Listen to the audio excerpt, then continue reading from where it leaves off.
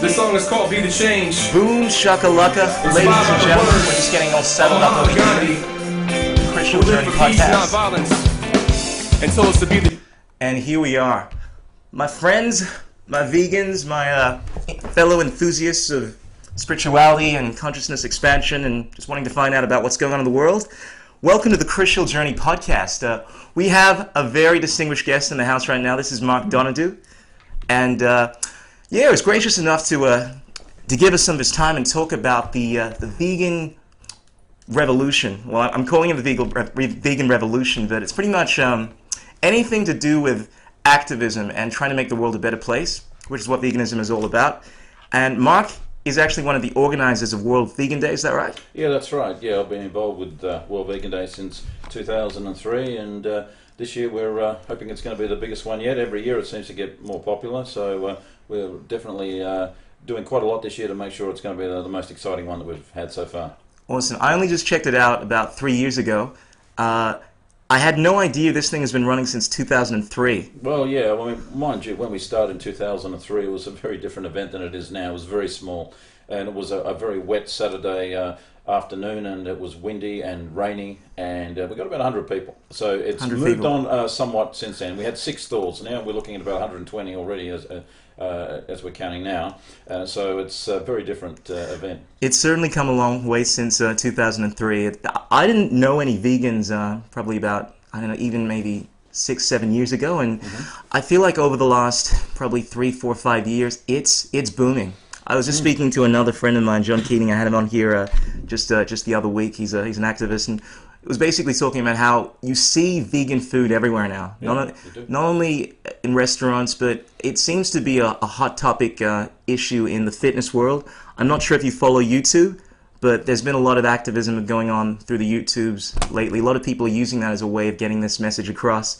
Yeah. And there's a guy by the name of Vegan Gains that's been very popular. I'm not sure if you're familiar with him. I haven't actually come across him. No. Okay, but he's all about getting the message across there that you don't need to be eating meat and dairy in order to build muscle.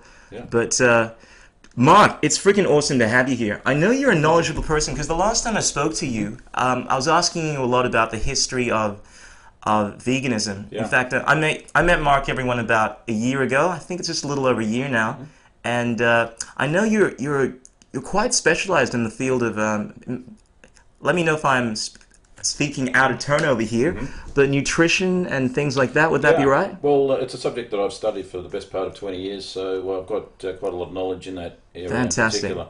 You know, I read a lot of the studies that come out and a lot of all of the major books, you know, on health and nutrition. So I like to keep up to date and informed in that area, and I also like to dispel a lot of the myths that the general public have about vegan diets. You know, a lot of people seem to think it lacks protein or calcium and all this sort of stuff, and it couldn't be further from the truth. You know, a lot of people think that it doesn't. You know, you don't get enough protein, and you look at the strongest man in the world, Patrick Baboumian, lifted 550 kilograms above his head, wearing a vegan T-shirt. You know, so. Exactly. You know, it's all about education, letting people know really what the truth is. Well, let's dispel the myths, because that's probably one of the most disconcerting things I find in the world. That people have no idea that you don't, a lot of people anyway, that you can survive, live a completely healthy, optimal life without animal-based protein. So, to begin with, Mark, what about my protein? Where do I get my protein from, man? I need meat for muscles.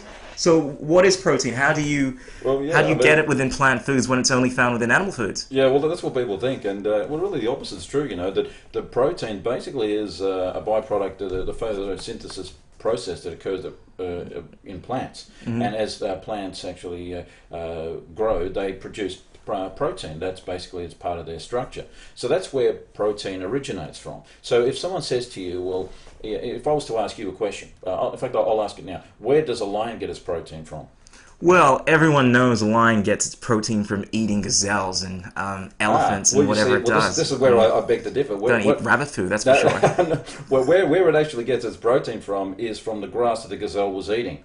That's really where it's eating, because the gazelle can only manufacture the protein because it was eating grass to start with, because originally that's where protein comes from. So you're saying that they're getting this nutrient secondhand? They're getting it secondhand, yeah, they are. Well, you see, a carnivorous animal like a lion, and a lion and tigers are very carnivorous animals, they are at least adapted to be able to eat the flesh of another animal. And yes, they get it secondhand, and they sleep an awfully long time as But well. but they can't survive on vegetables, right? Well, that's not true, because did you know that there was a tiger that was reared in one of the American zoos that, as a young cub, refused to eat meat, and is now quite a number of years old and is actually thriving on a plant diet. Now, Well, that's a serious truth bomb you're dropping there. I'm so glad that we discussed this, because a very common topic I find when I'm on, I love, excuse my French, I fucking love science. It's a Facebook page, and they talk about a lot of these myths, and one of the common things they speak about is how you need to, first of all, you can't even feed your dogs a completely plant-based diet. But with cats, they actually talk about how it's because they're true carnivores that they need to eat meat. But clearly, cats being in the same family as lions, that may not apply, which is clearly evident. Yeah. Look, I mean, it is true that the cat family is a genuine carnivorous family. If there is a carnivorous family, it's that. The dogs, on the other hand, are omnivores. In fact, the oldest living dog in the world was a dog called Brambles, who lived in England on an organic diet of fruits, vegetables, nuts and seeds, and lived to 27 years of age. And a totally vegan dog. So dogs who are omnivores thrive on a plant-based diet. Now, the cat family, they're totally carnivorous, so they are adapted to eat meat, but it doesn't mean that they can't go well on plant diets. They often do, but they are a genuine carnivore. Now, even if you look at some of the documentaries like the David Attenborough documentaries or National Geographic, and you see the lion ripping into the gazelle, and then they start feasting, what they do is they go for the intestines first, actually the stomach first, where they've got the fermenting grasses. Then they go for the intestines, where the grasses are fermented a little bit more. And if they're still hungry, they'll eat the vital organs like the heart or the liver, and only will eat the flesh or the muscle if they're really hungry. Now, human beings, for some reason, they seem to think they're more carnivorous than the most carnivorous animal on the planet, and they go straight for the muscle. If you go into a supermarket and you see all the meat there, it's usually the muscle tissue, which even a lion or a tiger would only eat reluctantly if they're still hungry.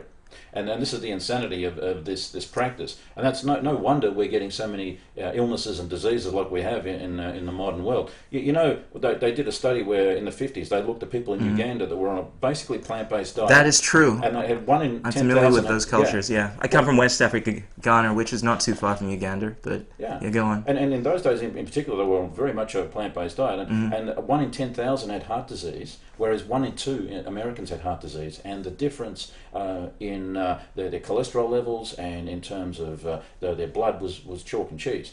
And they also found during the Korean War, where the North Koreans were mostly on a plant diet, and when they did autopsies of these 20-year-old soldiers, they had virtually no cholesterol or animal fat in their veins, but the average American soldier at the age of 20 had 50% of their arteries clogged with animal fat and cholesterol. And that's atherosclerosis. Absolutely, yeah. Mark, it is so refreshing to speak to someone with your tremendous knowledge. Lately, I've had this thirst for health knowledge, because I've been an activist for a few years now, but I find the common thing people tend to argue is that they need meat in order to live, and it's not enough just to say, well, look, I'm happy and healthy without eating any animal-based protein, so you can do it. You need to get into the science of it, so it's refreshing to speak to someone that really understands it in detail. I had no idea about the lion. I mean, I knew that lions were carnivorous, and I suspected that some cats could survive off a plant-based diet, but I had no idea that lions, the true carnivores, could. So what do you say about people that have been told by their doctors? My dad was told this a couple of years back, and it drove me insane. My dad, basically, he's a vegetarian. He was probably the main reason I became a vegetarian when I was a kid. My dad started doing it. I kind of started doing it anyway. Then I made the connection a bit later, around 6 or 7. And he was a vegetarian for a very long time, but within the last couple of years, he hasn't been well, had a stroke some time back, and he was told by his doctors, at least this is what he tells me, that he needs to start adding a bit of meat into his diet. And he started eating chicken, and at that point he'd already started eating a bit of fish, because, basically I think he was just slacking off. What do you say about people doctors that tell their patients? I mean, why is it that the general attitude, at least it seems in a lot of the medical community, is that meat actually plays a role in nutrition, and you do require, for optimal performance, you need B12, you need protein and whatnot. Why is there this misconception? Well, a lot of it's ignorance. A lot of people think that doctors are experts on health, human health, and in terms of diet, but in actual fact, that's not the case. In fact, they did a study that they published in the American Journal of Medicine a number of years ago. They had doctors versus patients head to head. Who knows more about health and nutrition? Would you believe that the patients actually outscored the doctors? And this is not uncommon when they do these types of surveys. In fact, Colin Campbell, who was Familiar with them, big fan of the T. Colin, yeah, Michael Greger. And there's yeah. another one. They're like the holy trinity of the medical world and the vegan world. Yeah, and well, anyway, he actually said that he was from Cornell University, and they do 4 hours of nutrition training in the 7-year medical course. And he thought, well, this is such a rare event. It's like Halley's Comet, you know. So it's so rare. So he wanted to make sure he didn't miss this very valuable 4 hours of nutrition training. And he's probably the most respected nutritionist on the planet. So he had a really vested interest in wanting to look at this. And he said he was absolutely horrified what those 4 hours comprised. He said there was a person that had no nutritional background whatsoever. It was basically a writer for like an American newspaper that did like the cuisine section, and she basically talked about just motherhood statements about, you know, how being on a low-fat diet's good and get some exercise, and that's it. And that's basically all it was. That's the extent of their 4 hours of nutrition training. So no wonder they have no idea about exactly. health and nutrition. I keep reminding people, this is something that came to my attention probably in the last year. Doctors are not nutritionists. They specialize in healing people from their disease, but not in prevention. And because of that, and it makes a lot of sense, because it would seem that the interest of the medical establishment is to have the patients come back and obviously get retreated. So if you're just focusing on getting rid of the actual problem as opposed to preventing it from ever manifesting, like finding out what's actually causing it, it seems like it would benefit the medical world. And a lot of people think it sounds a little conspiratorial, but they forget that the world is a business, and the meat and dairy industry is a $1 billion organization, and obviously they have an invested interest to get their meat and dairy sold. So they influence the government, and obviously they influence the doctors as well. And unfortunately, you get this obfuscated perspective of health. Yeah, that's right. And you have, in this country, in Australia, you have the Australian Dietary Guidelines, and there are a list of directives that are given to, you know, doctors and naturopaths, nutritionists, health professionals about, you know, what the Australian diet should comprise of. And every time they mention the word vegetarian, there's an asterisk with a warning on it. And so we have to be very careful on a vegetarian diet. Make sure you get enough this B12, enough calcium, and protein, all this. You know, they're really, really careful about it, which I think is a complete insanity. It's because ridiculous. Where they should be careful is on the Australian diet, the typical Australian diet, which does lead to massive amounts of heart disease, cancer, diabetes, osteoporosis, and all of these conditions that are out of control. And we know that when they compare, you know, vegans versus non-vegans, like they did with the 7-Day Adventist in Loma Linda, California, well, the average vegetarian 7-Day Adventist lives to 85 as opposed to 75 for the average Californian. This is in the smog capital of the world, so it's not like it's the fresh air that's keeping them living that long. And then the vegans outlived the vegetarians by a further 2 years. And then you had a person like Elmer Wareham, who was in his 90s, where the council asked him to build a fence around his property and spend about $10,000. He said, no, I'm not going to do that. I'm going to build it myself. So there's this guy in his early 90s he was vegan for virtually all his life, building a massive fence, digging holes, pouring concrete, nailing, all that sort of thing for 3 days. And then a couple of days later, he was in the operating ward of the emergency section where of the hospital, where they perform open heart surgery. And everyone's thinking, well, I know he was vegan, and he was in his 90s, but maybe he might have overdone it. Well, he didn't. He was the surgeon operating on someone half his age on a very different diet than him. And so that's what's possible. So we need an asterisk on people eating the standard American diet or standard Australian diet, not on vegetarians. Absolutely. I'm pretty sure now that the American Dietetics Association came up with something, if not in the last year, I don't know how recent it was, but they mentioned that a vegetarian or vegan diet is fine in all aspects of life, in all stages of life. Right. Yeah, and I mean, this is the American Dietetics Association, which is very stringent on what they allow. And even though I feel as if the preponderance of scientific establishment now, they're talking about how these diets are healthy and actually prevent. That's another thing I forgot to mention. American Dietetics Association also said that it is also helpful in preventing potentially many diseases. Now, that, in my opinion, would show that it's better than meat in that, as far as I'm aware, there are no recommendations for eating meat to prevent you from any diseases that I'm aware of. I mean, barring maybe iron deficiency, which I'm sure you're aware you can get from plant-based foods. Well, you see, the thing is that they've been saying for the best part of 50 years, eat plenty of red meat to improve your iron levels. That's what they say. But it never works. No one ever improves their iron levels by eating more red meat. the reason is that when you're iron deficient, it's usually because, or you're anemic especially, it's because you don't have enough red blood cells.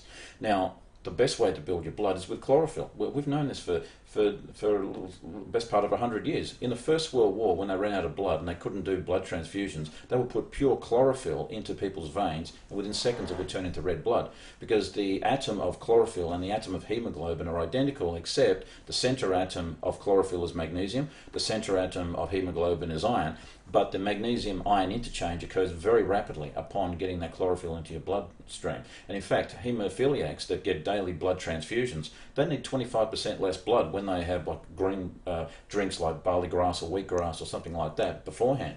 So we know that's how you build blood. That's how you avoid iron deficiency. And the EPIC Oxford study in 2003 with Davey actually showed that the vegans actually had better intakes of iron and and better blood, but more importantly in their diet than the meat eaters. What about B12? Because a common thing I'm sure you've heard more often than not now is that vegans, vegetarians, they can't get adequate levels of B12. Basically, every B12 is lacking in that nutrient, that whatever it is. Well, what's interesting is that a lot of the media information is telling you that as a vegan you have to be really careful about B12 deficiency, but in actual fact low B12 levels is epidemic across the whole population, not just the vegan population. In fact, they're even giving B12 injections to cows now that they never used to do.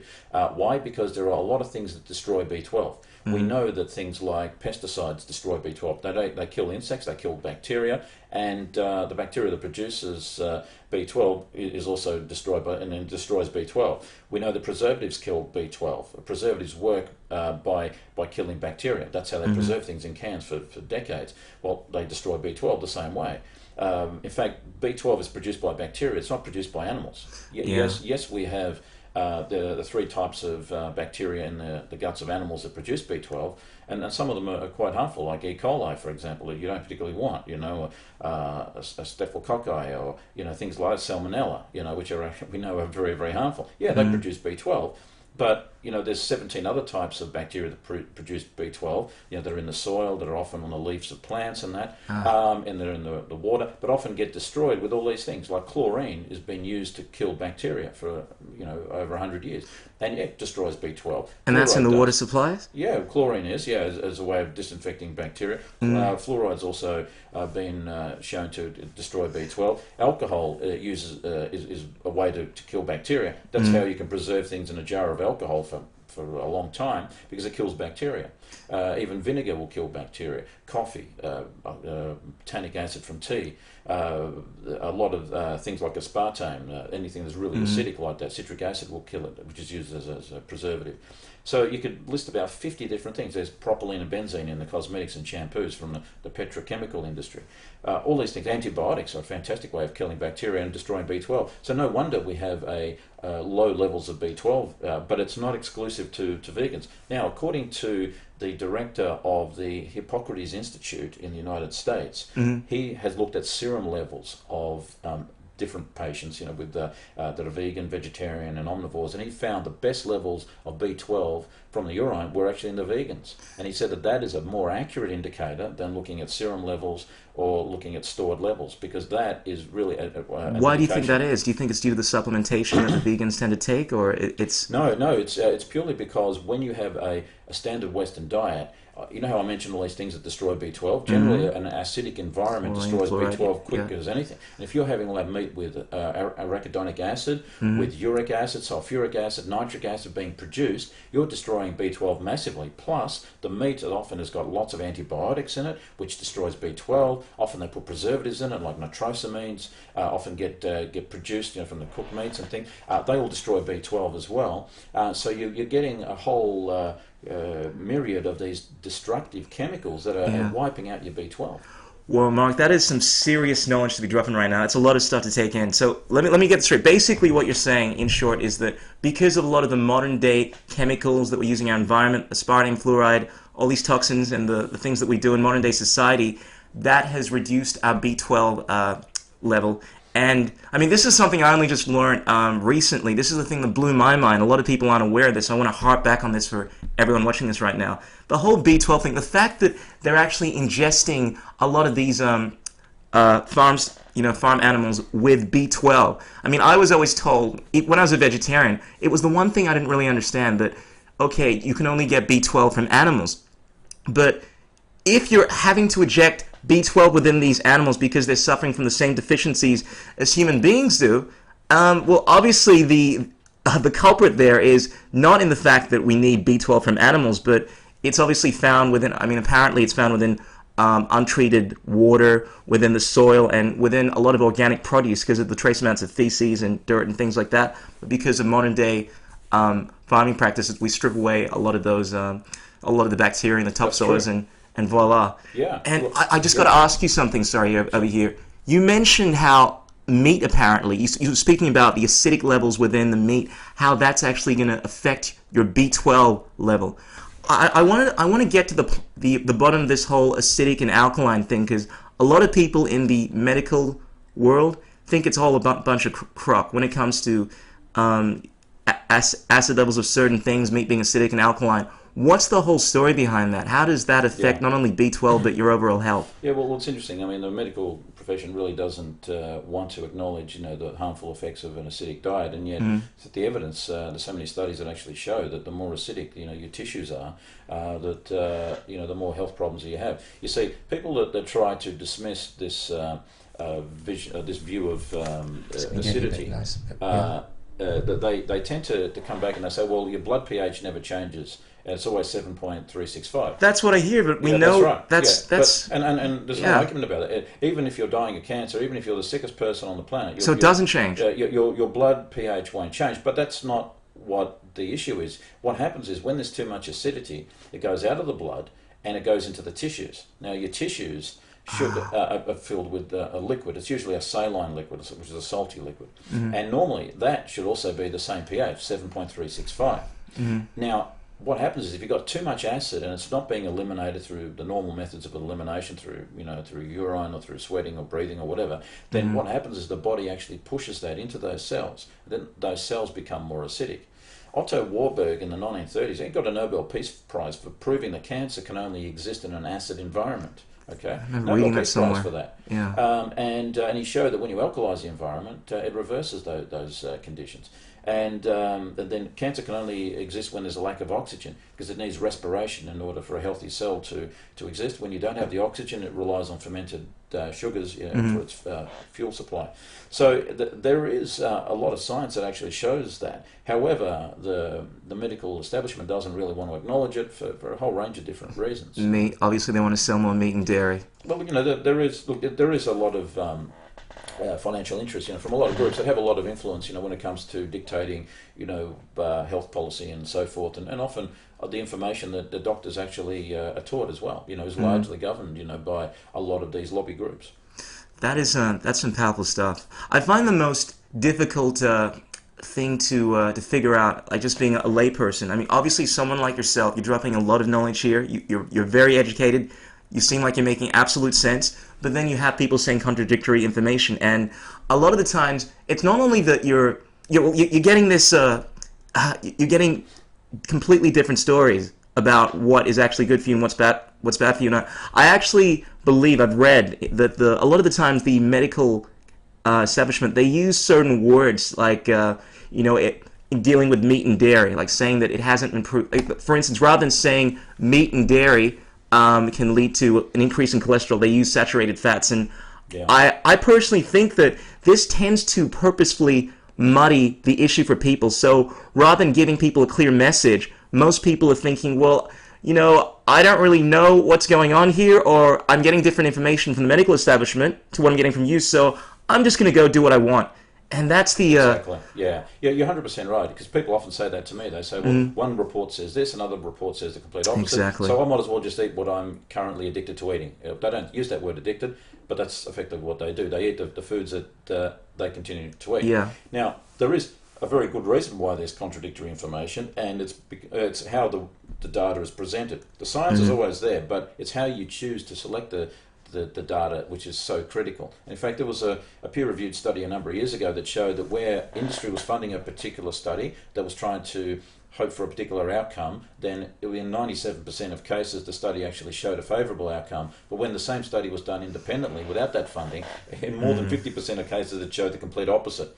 So that shows you how industry funding can basically alter the conclusion that we get. And often information that doesn't agree with what the product that they're trying to promote often gets ignored. It doesn't get published because it's not in their interest to. And because they're funding the study in the first place, they can choose what they publish and what they don't publish. Okay, so if you can't rely on the data, you can't rely on what the medical establishment is telling you, what would be your advice to people that are trying to make sense of all this information? I mean, what's the best way to sift through all this data and arrive at what the truth, as opposed to you just saying, well, I'm right, listen to me. No, it's not about listening to anybody, no matter who they are and what they're saying. It's about listening to, first of all, the logic of what's being said, and then doing your own research and checking it.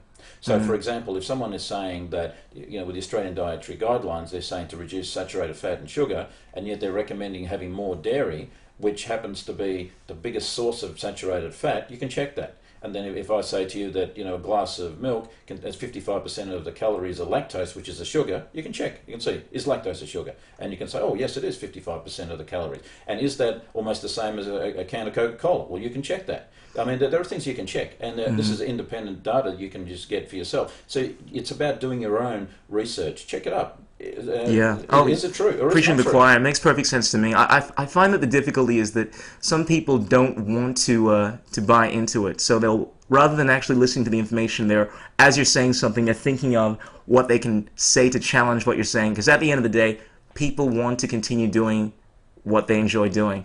And I've had so many conversations, arguments over the last year in regards to whether or not saturated fats actually do increase cholesterol and, of course, eventually lead to high levels of atherosclerosis. And, I mean, there is a common idea, very prevalent in the, well, it's not, obviously most of the medical establishments are saying that saturated fats are bad, but there's a lot of articles you're finding now that are saying that, well, it hasn't been proven, it's actually a controversial issue. And I personally think it's because these organizations either want to continue doing their bad habits, or they're just, I don't know. I really don't know. Are they somehow lacking some kind of reasoning ability, or what's going on here? Well, I'll tell you this. With the whole saturated fat argument, in some ways, the people saying that saturated fat isn't the biggest problem, they're actually correct. Because, and Colin Campbell actually agrees with this, because he found that the biggest cause of heart disease, cancer, diabetes, osteoporosis, arthritis was animal protein, not the saturated fat. Saturated fat is correlated. Usually if you have a lot of animal protein, the saturated fat comes with it. And it's not enough just to slice off the fat, on the side of the steak, because the fat's embedded into the muscle tissue, so you can't get rid of that. So yes, the more saturated fat you have, the more protein you're going to have, and you're going to have more problems. So it's the animal protein. It's the animal protein, and he was the person that was famous for the word dioxin. Dioxin is one of the carcinogens that comes from,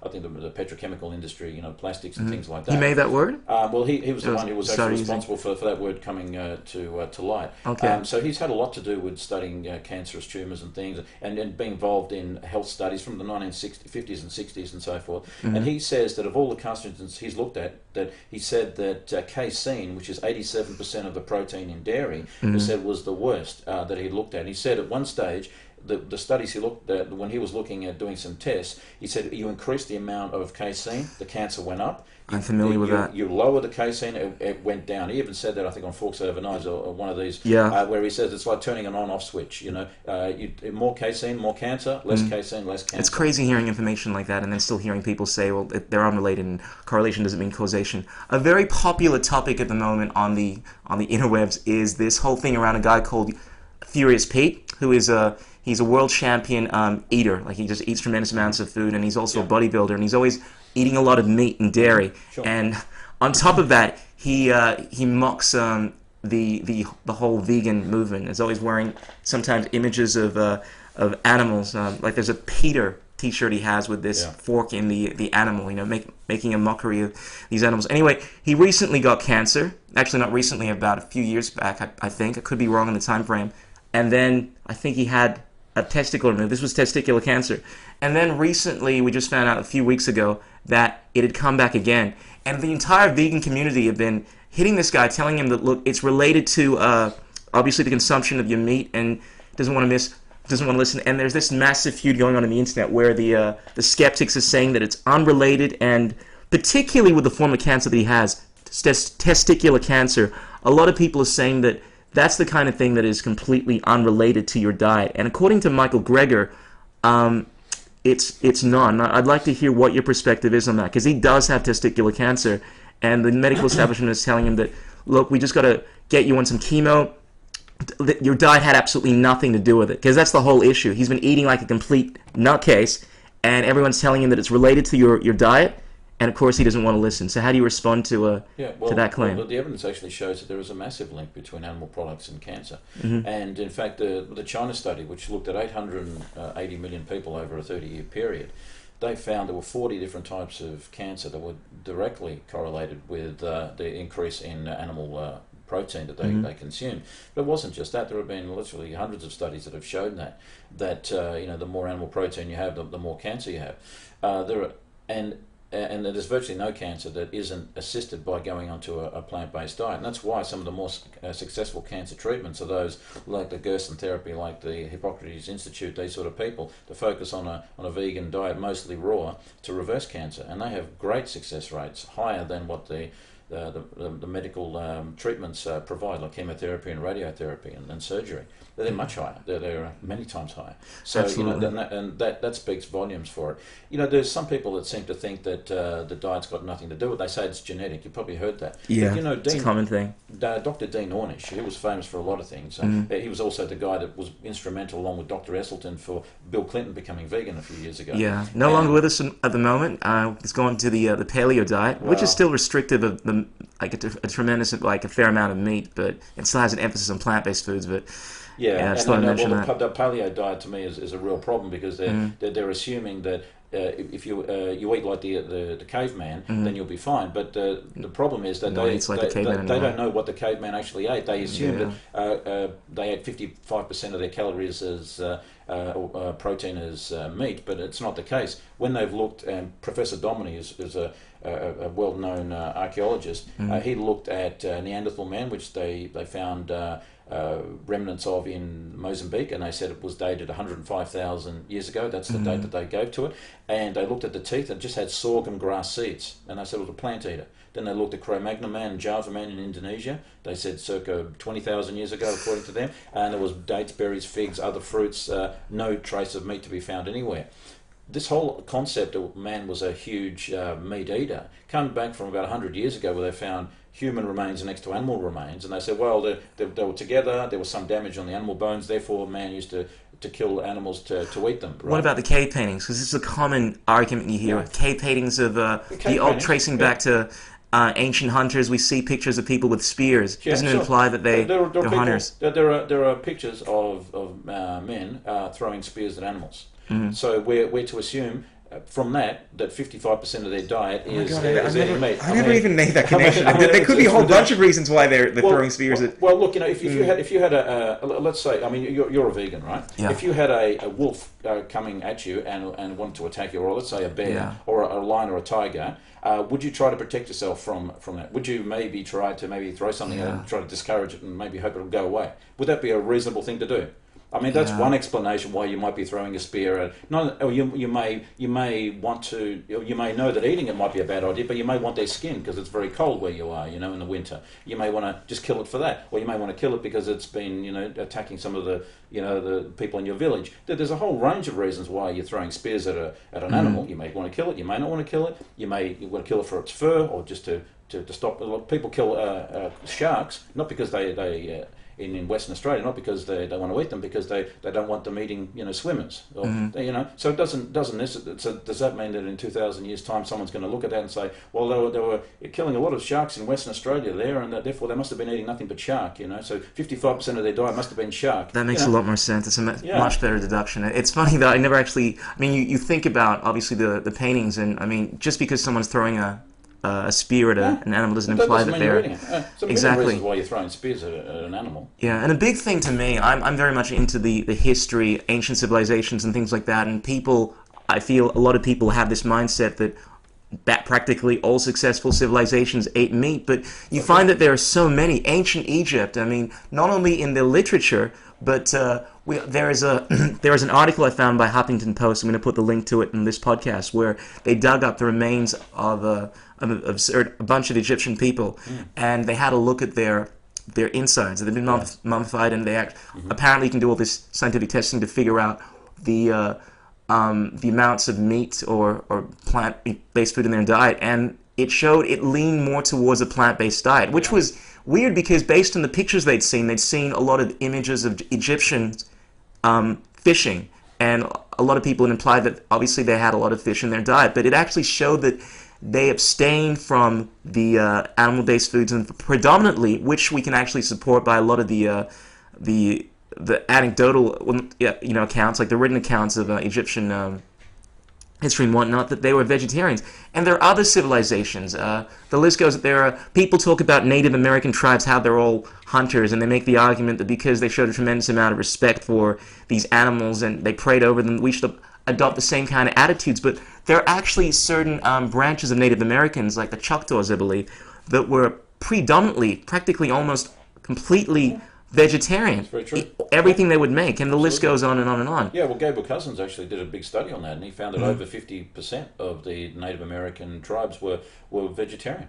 They didn't kill meat at all, and across the world, I mean, we've had like if you look in the Indian tradition, they Absolutely. actually talk about abstaining from meat. Absolutely. That's one of the worst things you can do. Exactly. Even in fact, not long ago, I think the population, apparently it's become a little worse over the last 50, maybe 100 years, but there was a point over the last, I want to say 200 years, where the majority of the people in India were vegetarians. It's about 30 to 40% at the moment, but it's crazy to think that almost an entire nation can be predominantly vegetarian, but we're moving towards that. Israel is becoming a very vegan nation now, and we've seen an increase over the last 3 years, since 2009, it's gone from 2.5% to 5% in the United States of people that are, I think, vegans.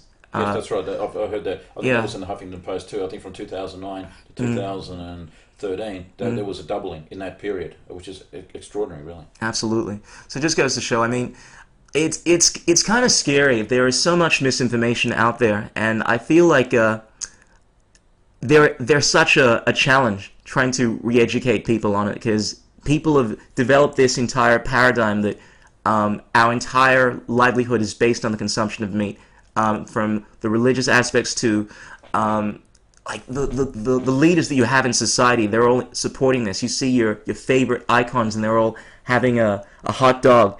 And it's very difficult for people to question what's going on and say, what, really? I don't need to eat meat to be healthy? And one of the most powerful examples of how you don't need that is when I like sports figures, people that show what's capable. Like you mentioned Patrick Babomian over there, and there's so many extreme athletes that have come to the fore of the last 5-10 years. I mean, there's I think the Mr. Universe, get his name, he recently became vegan, and a lot of people say that, it's not a good example because of the drugs, but there's Timothy Sheath is a classic example. He's the 2009 World Free Running Champion. There's the list goes on and on. My favorite is Alex Vovoda. He's the 10-time arm wrestling champion. Yes. Recently became vegan from 2011. He's also a 2-time bobsledding Olympic gold medalist, but the list goes on and on. Yeah, it does. And what's interesting is that the number of vegans are very small in the population, but the number of vegans in the extreme sports and at the top level of performance is way beyond. I made that same connection.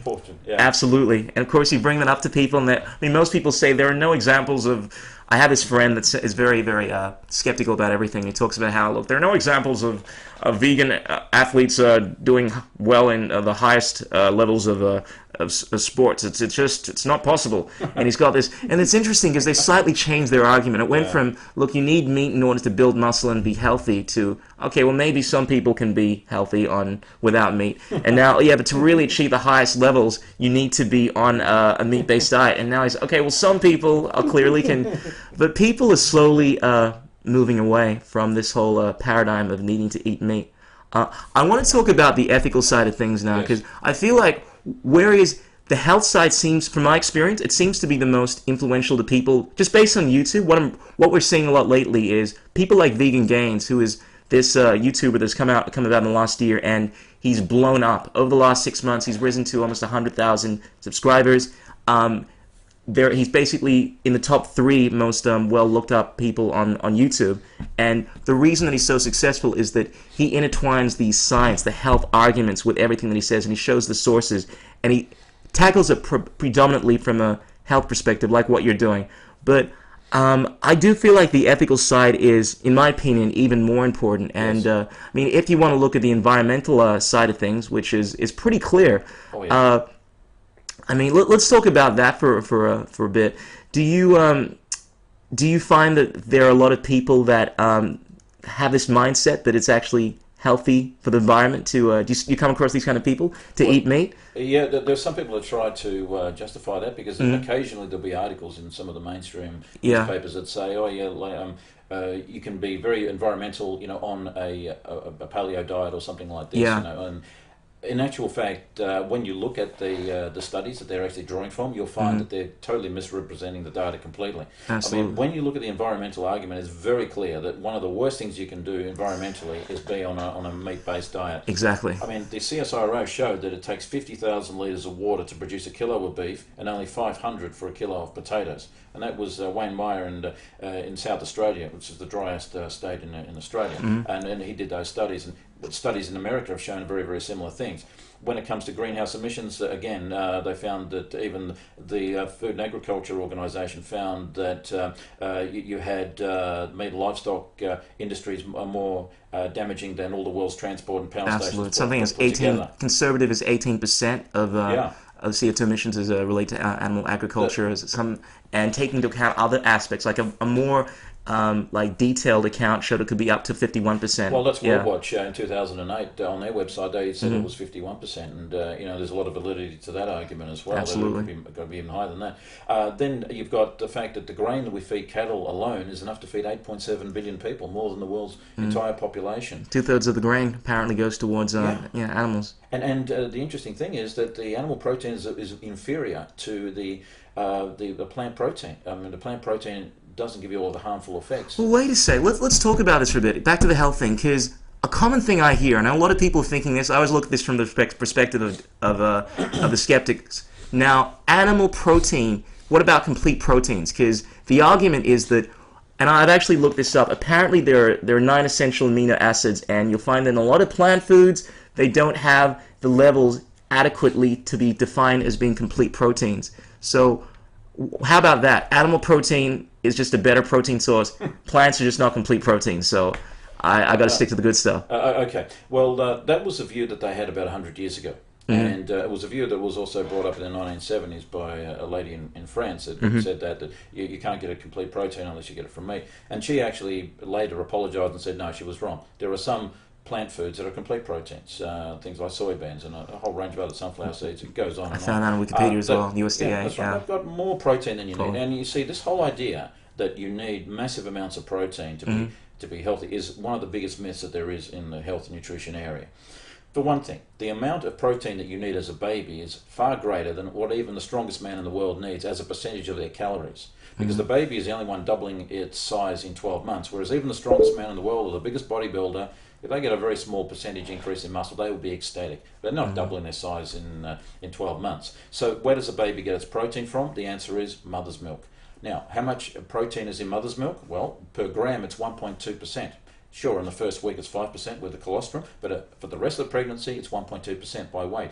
Per calorie, it's 5%. Now, every single fruit, vegetable, nut and seed has got a minimum of 3 to 6% protein by weight. So you're getting more protein than you need at your greatest time that you need protein. So it's not an issue at all. And in fact, when you look at someone like the hunger striker, Bobby Sands, who died after 78 days on a hunger protest, he lost virtually all of his fat and only less than 20% of his protein. Yeah. And so, protein deficiency is very, very much a myth. And in fact, the National Institutes of Health in 150 years have never documented one person dying of protein deficiency.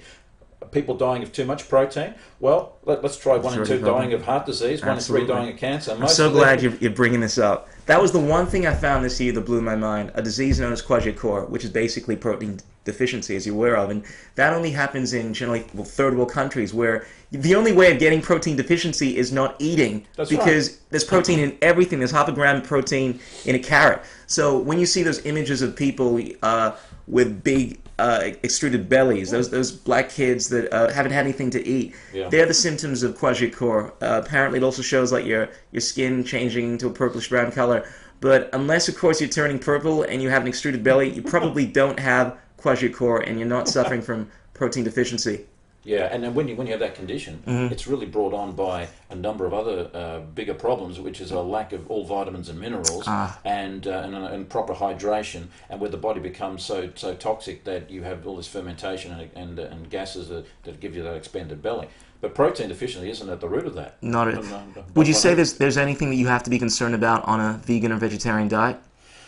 I mean, the B12, obviously, for everyone in general. The B12 is a universal thing. It's not just for vegetarians or vegans. So that's not one that you would isolate. Basically, vegans have better levels of pretty much everything. You know, when you look at a whole foods vegan diet, I'm not talking about people on a junk food vegan diet. Well, if you're on any junk food diet, it's not a healthy diet. So of course you're going to run into problems and you become deficient. I have a friend that said that he's known 2 people who have been vegan. I'm one of them, and another guy, and he's kind of like, oh, I don't know, because the other guy was basically had some kind of, I think it was some kind of kidney problem, and he was practically eating like a lot of junk food, and I was having a lot of vegan cheese and stuff like that. And I mean, I compete in athletics. I perform, I work out a lot, and he says, yeah, you're healthy, but I don't know. I would take from that obviously you can potentially be healthy, and therefore it shows that you can do it. But he takes on the attitude that, well, because some people it doesn't work for some people, clearly it's not for everyone, which just sounds ridiculous. But you have a look at the majority of healthy people out there, and it's changing. It's without a doubt changing, courtesy of I think YouTube has a huge factor to play with it, because whereas I find, I mean, you're obviously a very open person, you have these conversations with a lot of people, but I find it's harder to speak face-to-face openly about how you feel about some of these topics when you're doing in person. But because of the way the internet works, YouTube, people don't, I don't know if this is just me, but I find people are just more honest and open about these things, and as a result, there has been a tremendous change in the whole attitude towards health and veganism, courtesy of just the open nature of YouTube, and people just speaking the truth and dropping truth bombs like yourself. So I commend what you're doing. You've obviously been how long have you been a vegan for? 18 years, and vegetarian for 22 in total. Wow. So you were doing this before, you were vegan before it was not only cool, but people even knew what it was, before Beyonce and Miley Cyrus.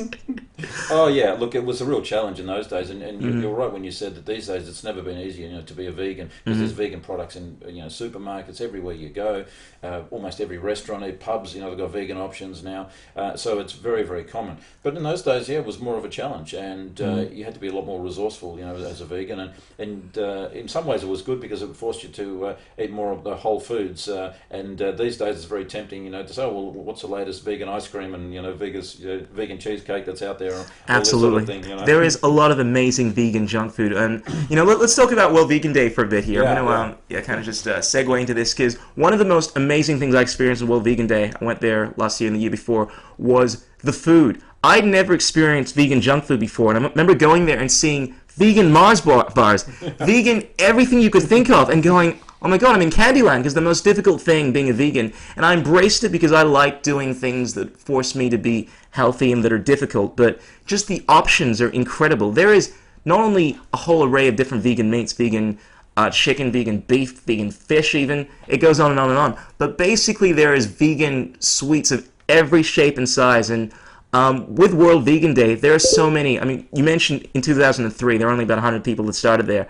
The last time I went, it's actually done at the Melbourne Showgrounds now, That's right? That's right, it is, yeah. And there are so many stands, there's so many options for food, and a plethora of, I love using big words like that, of different clothes, different, there's fitness advice, there are people giving speeches on the whole ethical side of things. It's like going to the Melbourne show. And Hey, let's talk. Obviously, you have more of an understanding of everything that's going on in the during the day. Yeah, talk a bit about like what the whole festival involves and the different things that we're going to see there this year. Yeah, well, this year World Vegan Day is going to be bigger than ever. I mean, we've started promoting it earlier, and every year we tend to get more and more people. So it's by far the biggest. We're going to be in Building 1 this year, which is right next to Epsom Road, the really huge building, the 10,000 square metre one. Okay. Just to give you an idea, 2 years ago, I think we occupied only about 3,000 square metres, so now we're talking 10,000 square metres. So Wow. so this is an idea of how much we've grown. This is still in the Melbourne Showgrounds. Melbourne Showgrounds. Yeah. And but this year we've also got the International Vegetarian Union, which are virtually all vegans that are behind that group. They have their yearly veg fest in all different parts of the world. Okay. And this year they're going to be there at World Vegan Day. Oh, they're getting involved. Yeah, So we're all combining powers, like Yes, we are. Transformers and stuff. Exactly, and then we're going to have speakers from 6 different continents speaking, at World Vegan Day for the first time ever. Oh, that's incredible. So- Who do we have lined up? There's a guy called Emmanuel from Nigeria who's going to be speaking about, the African perspective. A Nigerian. Yes. That is so refreshing to see because I don't see enough black vegans out there. It's so good to see. Yeah. Okay. Yeah, we've got Jonathan Balcom, who was involved with the Peaceful Kingdom. He's going to be there from North America. Okay. We've got Marcy, Winkler from Brazil.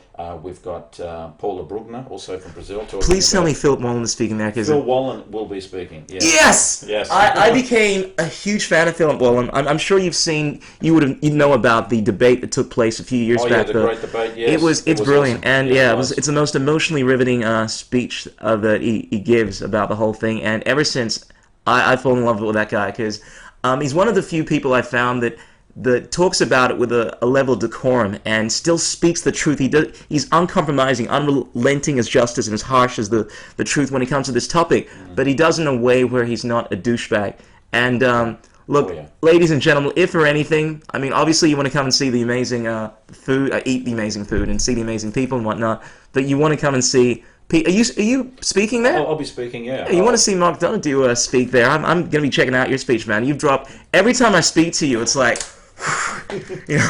So I mean, definitely come down to see Mark Doneddu. Definitely come down to see Philip Wallen. Yeah, we've also got Billy Simmons, the vegan bodybuilder. I'm a big fan of his. Yeah, so he's going to be there. The Evolved Generation crew. I'm familiar with them as well. Yeah. With Luke Tan and all the gang there are going to be there, and they're always they pack the place out. We've also got Katrina Fox, who talks about the business aspects as well of being on a vegan and vegan businesses are thriving. We've got people like Claire Mann, who's also like a motivational speaker on veganism. We've got James Aspey, the famous Voiceless. He is an amazing man. I'm looking forward to meeting that brother. That's awesome. I feel like we don't have enough it's just the one day. It's just the one day. But the good news is we're going to 8:30 p.m. this year, whereas in other years we stopped at 5. So yeah, we got get there early, leave there late. Oh, that's what I would recommend. Bring lots of bags to pack up your bags of lots of yummy vegan junk food. Only just it's like Christmas, you can afford to pig out every once in a while. Exactly, and the thing is, the advantage of being vegan generally is your health's better, so you can tolerate the high sugar foods more than the average person anyway. Absolutely. And look, what a great way to treat yourself to such a great variety of food that's available. We've got some of the great food. Just I can't mention everyone. We've got the Mantra Lounge, you've got the Pana Chocolate. We've got Supercharger. You've got the Happy Fun Vegans are doing an amazing ride this year. Yeah. Last year they had an incredible event there called the Bungee Run, but they've got something really special now. I can't reveal too much about what it is, so you have to check that out. Absolutely. So there's so many amazing things that are going to be on. We've got food demos as well. We've got an enormous range of fantastic music too. And ladies and gentlemen, big announcement. I shall be performing at World Vegan Day, so be sure to come out and check me put on a show. Looking forward to that. Yeah, well, we'll have to see that. I'd like to make my time available. Make sure. Yeah, I'll keep you posted. We'll go check each other's stuff. Yeah. Right. No, it was really an honor. I've always wanted to be part of something that I'm very passionate about, and over the last year particular, I mean, I've always been a vegetarian, but I find that becoming vegan, there's something that happens to you. I don't know if it's the community or it's probably the community, but it's impossible not to become a passionate vegan, I find. Therefore, it's influenced every aspect of my life, not only my music, but my entire attitude towards government and just the world. So it really was an honor to be asked to perform at the World Vegan Day this year, and looking forward to it.